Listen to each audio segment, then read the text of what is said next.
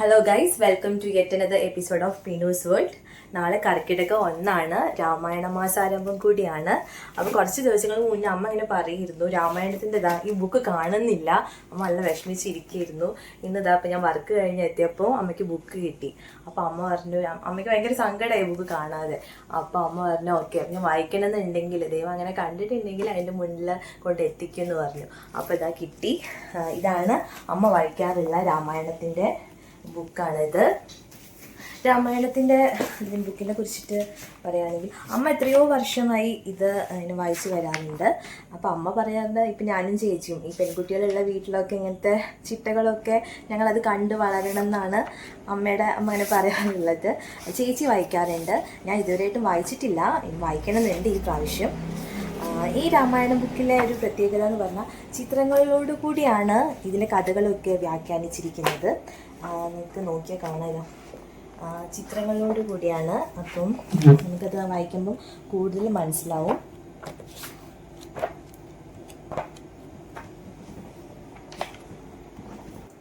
അപ്പം ഈ ശീബോധിക്ക് വെക്കുക എന്ന് പറയുന്നത് ഞാൻ കുട്ടിയായിരിക്കുമ്പോൾ മുതൽ അങ്ങനെ കണ്ടു വളർന്നതാണ്. നമ്മൾ വീട്ടിലെ ചേഷ്ടകളെയൊക്കെ പുറത്താക്കി നമ്മൾ ലക്ഷ്മി ദേവീനെ സ്വീകരിക്കുന്ന ഒരു ഐതിഹ്യം പോലെയാണത്.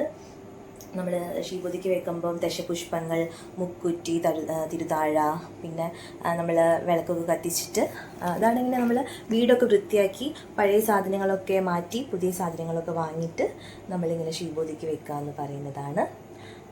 പിന്നെ നാളെ എന്ന് പറഞ്ഞാൽ വെള്ളിയാഴ്ചയാണ്, മുപ്പെട്ട് വെള്ളിയാഴ്ച കൂടിയാണ് നാളെ. അപ്പം കർക്കിടക 1 മുപ്പെട്ട് വെള്ളിയാഴ്ചയും കൂടിയും വന്നിരിക്കുകയാണ്. മുപ്പെട്ട് വെള്ളിയാഴ്ച എന്ന് പറഞ്ഞാൽ ലക്ഷ്മി ദേവിക്ക് അത്രയ്ക്കും പ്രാധാന്യം ആയൊരു ദിവസമാണ്. ലക്ഷ്മി ദേവി അത്ര തേജസ്സോടു കൂടിയും ചൈതന്യത്തോടും കൂടിയുള്ള ഒരു ദിവസമാണ് മുപ്പെട്ട് വെള്ളിയാഴ്ച എന്ന് പറയുന്നത്. അപ്പോൾ ഈ മുപ്പെട്ട് വെള്ളിയാഴ്ച കർക്കിടക 1 നമ്മൾ ആചരിക്കേണ്ട കുറച്ച് കാര്യങ്ങളുണ്ട്. ഹൈന്ദവമായി നമ്മൾ ആചരിക്കേണ്ട കാര്യങ്ങൾ പറഞ്ഞാൽ ലക്ഷ്മി ദേവിക്ക് അത്രയ്ക്ക് ഒരു ലക്ഷ്മി ദേവിയോട് നമ്മൾ അത്ര ശ്ലോകങ്ങൾ, ലക്ഷ്മി ദേവിയുടെ ശ്ലോകങ്ങൾ, ലക്ഷ്മി ദേവീനെ തൃപ്തിപ്പെടുത്തുന്ന, ലക്ഷ്മി ദേവിയുടെ അനുഗ്രഹം കിട്ടുന്ന ശ്ലോകങ്ങൾ ചൊല്ലുക. അതുപോലെ തന്നെ നമ്മൾ വിളക്ക് നെയ്യിട്ട് കത്തിക്കുക. അതൊക്കെ ദേവീനെ പ്രീതിപ്പെടുത്തുന്ന കാര്യങ്ങളാണ്.